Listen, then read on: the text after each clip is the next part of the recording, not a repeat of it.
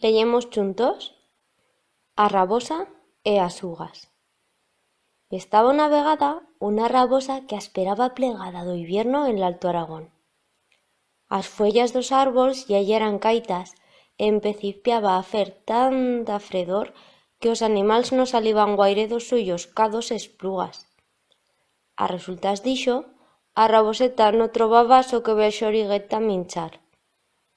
Un maitín, a raboseta teneba tanta fambre que determinó d'ir a escarbella fruita ta plenar a suya fonsera.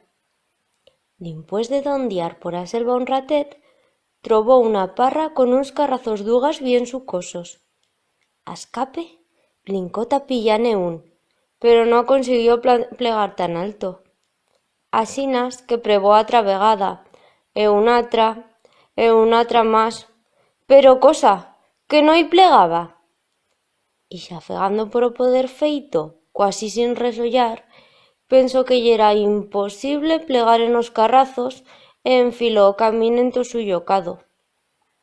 Mani menos, chusto allora, paró cuenta de que nuna branca viva un paixaret que la heba vista toto rato, e con lo argüellosa que yera, sintió muita vergüeña e contorniello d'haber feito o ridiclo.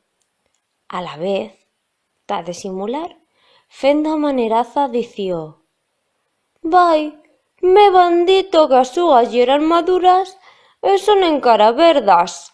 No son una villora digna ta una rabosa tan fina como yo».